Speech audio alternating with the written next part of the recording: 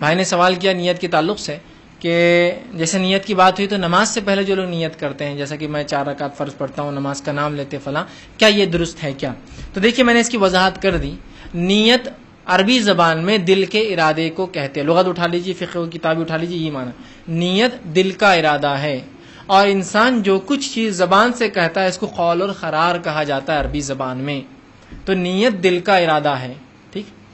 دوسری چیز، شریعت میں جتنے ارکان ہیں ان ارکان کی جتنی دعائیں ہیں اور جتنی باتیں ہیں سب کی سب عربی میں ہیں. ٹھیک، عربی میں ہے نہیں ہے. کیا ایسا کوئی ایک دعا ہے جو آپ بتا سکتے ہیں آپ نے فارسی میں سکھائی، سنسکرت میں سکھائی، ہندی میں سکھائی، اردو میں سکھائی؟ نہیں. اگر کوئی کہے نہیں نیت کا معنی یہ ہے کہ زبان سے الفاظ ادا کرو، تو میں پوچھتا ہوں میرے بھائی، اگر یہ واقعے میں رکن ہے، حصہ ہے نماز کا ایسی نیت، تو مجھے عربی میں اس کے الفاظ بتائیے. میں نماز پڑھتا ہوں 4 رکعت ظہر کی واسطے اللہ کے پیچھے سے امام کے، منہ میرا کعبے کی طرف ہے، اس کے عربی الفاظ بتائیے. اسلام میں ہر کام ارکان عربی میں ہے نا، تو اس کے عربی الفاظ دیجیے مجھے. چل لائیے، چیلنج ہے، عربی الفاظ لائیے. دنیا میں چل جائے نہیں بنی. ہاں بنا سکتا کوئی عالم بیٹھ کر، لیکن اس کی بےخوفی ہوں گی، سنت سے پھر وہ حدیث سے ثابت نہیں ہوں گے الفاظ، ہے نا.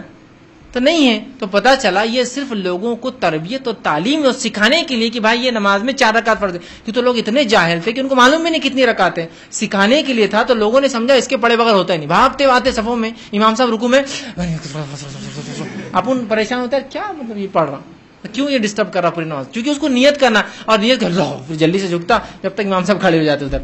تو رکوع جلدی جلدی اسپیڈ میں چلتے اپنے پاس، تو وہ کھڑے ہو جاتے. تو وہ نیت کیا کر رہے تھے بھائی تیرے تم یہ بک بک؟ تو بولے نیت کرنا. نیت دل کا ارادہ ہے. الفاظ زبان سے کہنا یہ سنت سے ثابت نہیں نماز میں. اور اگر کوئی نماز کی نیت زبان سے کرتا ہے تو یہ بدعت ہے. آپ کی عبادت کی شروعات آپ بدعت سے کر رہے ہیں.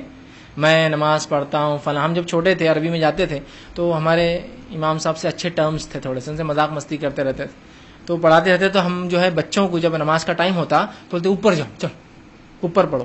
ٹھیک، بچوں کی سب پیچھے ہونا چاہیے. اوپر چھوڑنے کے بعد تو بس مرغی کا ڈربا بن جاتا ہے، جو بچے چاہے کرنا کر رہے. سب سے بڑا باؤس رہتا ہے کھڑے رہو، مارم ماری جو چلتے. پیچھے ہونا سنت یہ ہے کہ مردوں کی سب کے پیچھے، تاکہ پھر وہ عزت میں ہوتے ہیں، ڈر بھی رہتا ہے ان کو بڑوں کا. بہرحال تو جو ہے اوپر رہتے تھے. تو ہم امام صاحب سے آ کے بعد میں پوچھنا، وہ ہم تو اوپر پڑھ رہے تھے، ہم ایسی نیت کرتے پیچھے اس امام کے نہیں کرتے، ہم بولتے اوپر اس امام کے اور منہ میرا کعبے کی طرف، چونکہ ہم فرسٹ فلور پہ رہتے ہیں. تو چڑھ جاتے تھے، یہ کیا لگا ہے تم بولتے نہیں. اب آپ کے پیچھے آپ بولتے تھے نا، اب اردو زبان ہے تو اوپر، ہم اب تو اوپر والا اوپر اس امام کی اور منہ میرا کعبے کی طرف، اور بازو ادھر عبد الرحمان، ادھر عبد الرحمان کے ابا، اور سامنے فلاں اور پیچھے فلاں. مطلب اب کوئی لمٹ ہی نہیں نا اس نیت کی. کرتے جائیے، آپ کرتے جائیے، بڑھاتے جائیے اس کے الفاظ. تو نیت کے الفاظ سنت سے ثابت نہیں، نیت کے الفاظ عربی میں ثابت نہیں ہے، نیت کے الفاظ صحابہ سے ثابت نہیں نماز. ہاں اب بہت سے لوگ بولتے ہیں ہاں اب تم بول رہے نیت ثابت نہیں ہے، حج میں جاتے جب نیت نہیں کرتے لبیک حج لبیک عمرہ. پھر تو دیکھیے نبی اکرم صلی اللہ علیہ وسلم نے حج کی نیت کے ساتھ الفاظ بھی سکھائے.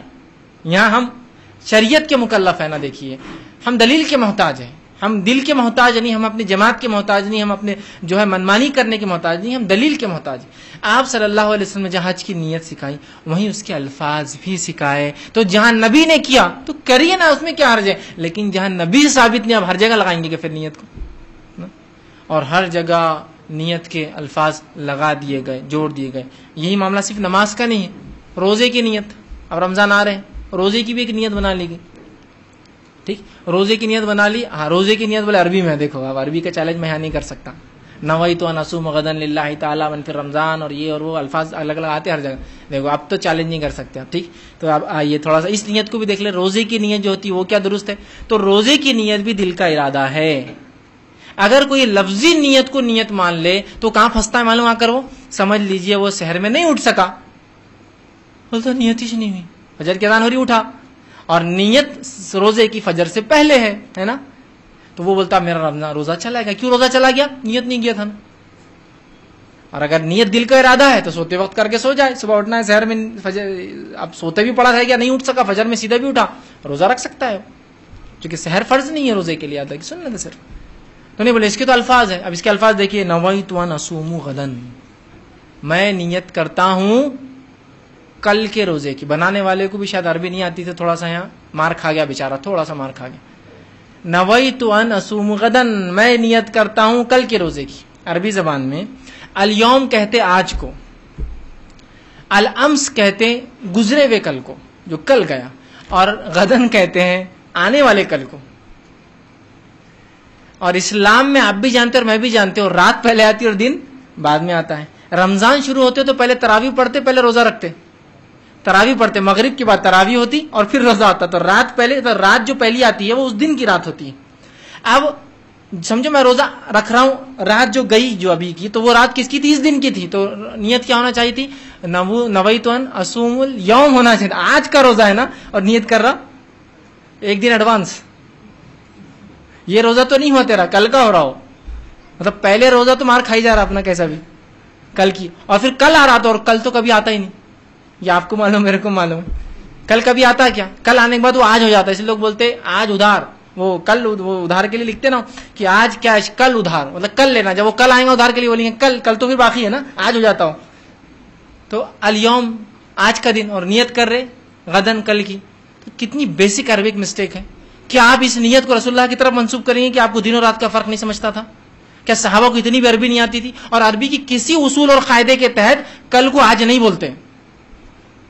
کچھ اصول ہوتے ہیں جن میں کچھ الفاظ میں وسعت ہوتی ہے، چھوٹے سے لے کر بڑے تک استعمال ہوتا ہے. جیسا مولا ہے، مولا غلام سے لے کر رب تک استعمال ہوتا ہے عربی میں، کیونکہ اس کا معنی ہوتا ہے مددگار. تو نوکر بھی مددگار کرتا ہے آپ کا، غلام بھی مدد کرتا ہے، اور اللہ بھی مدد کرتا ہے. اس کا مدد کرنے کا اپنا انداز استاد کے مطابق، اس کا مدد اس کی استاد کے مطابق. تو یہ وسعت ہے اس لفظ میں، غلام سے لے کر رب تک جاتا ہے لفظ. لیکن غدن میں کوئی وسعت نہیں ہے کہ آج سے لے کر کل تک ہے. غدن کل تو کل ہی ہے. سمجھ رہے؟ تو بیسک مسٹیک ہے اس کے اندر، سمجھنے کی ضرورت ہے. نیت دل کا ارادہ ہے، نماز ہو یا روزہ ہو دل میں کر لیجیے. ہاں حج کے لیے رسول اللہ نے دل کی نیت کے ساتھ الفاظ ہی پڑھے، بالکل پڑھنا چاہیے، یہ سنت ہے. اگر رسول اللہ روزے کے لیے پڑھتے تو ہم وہ بھی پڑھتے، رسول اللہ اگر نماز کے لیے پڑھتے ہم وہ بھی پڑھتے.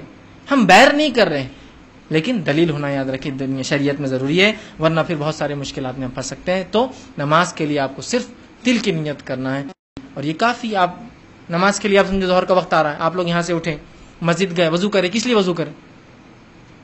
نماز کی نیت دل میں ہی ہے نا، آٹومیٹک نیت ہے. نماز کو آئے ظہر کی، اور مسجد میں اس لیے تو آئے نا، وضو کر کے کھڑے، یہ کافی ہے. اس کے لیے اسپیشل کوئی الفاظ ثابت نہیں. اور نیت کا معنی ہی دل کا ارادہ ہے. الفاظ بولنا خول اور قرار ہے، نیت پر پکڑ نہیں ہے، خول اور قرار پر پکڑ ہے. سمجھا؟ تو نیت کرنا ہے، الفاظ ادا نہیں کرنا ہے. کسی نے ایک سوال کیا